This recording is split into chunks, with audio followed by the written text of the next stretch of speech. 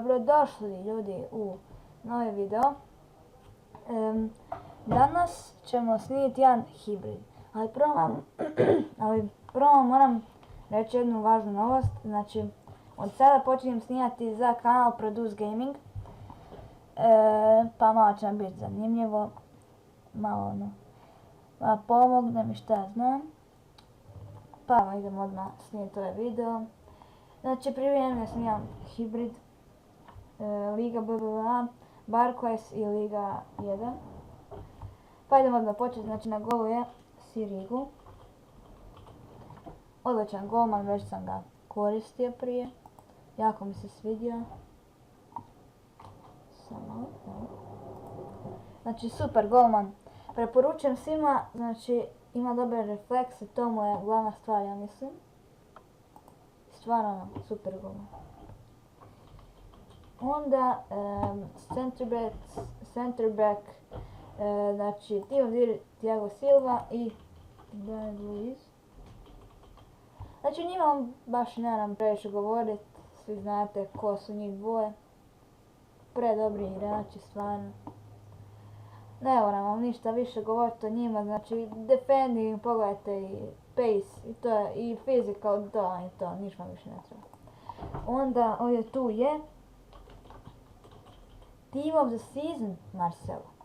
Znači, danas izašao izgleda Team of the Season, ali je tek onako prva postava, kako bi rekao.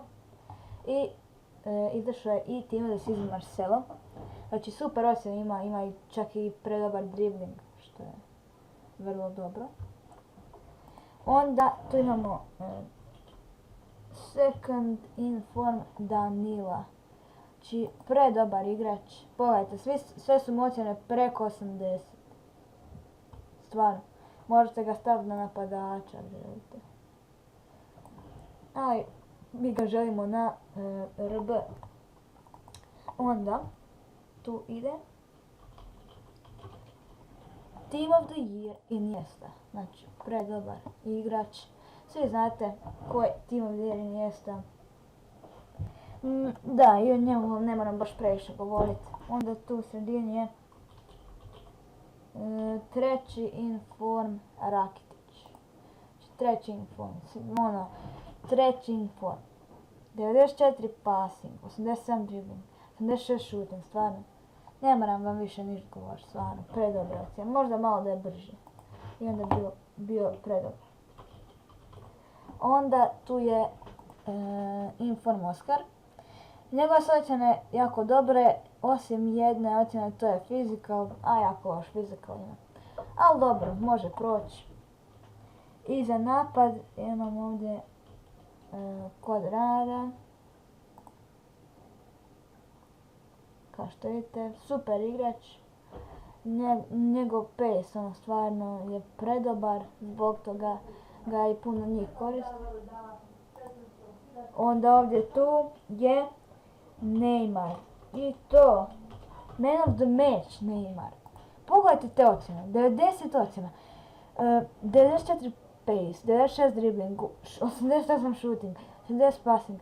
Fizikalno je loš, ali zato predobar igrač. Stvarno predobar. I tu, za kraj, gledajte se, Diego Costa, to second in form.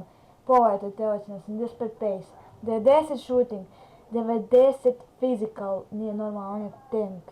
Znači, svima preporučujem, iako je skup, samo da vidim koliko košta. Ja mislim da je dosta skup, ali svejedno preporučujem svima. Ako imate novaca, odmah ga kupite. 91 beast rating. Znate da je ono zvijer, stvarno, ne možete pogriješiti. I da, to je bio taj video, hvala što ste pogledali i vidimo se uskoro.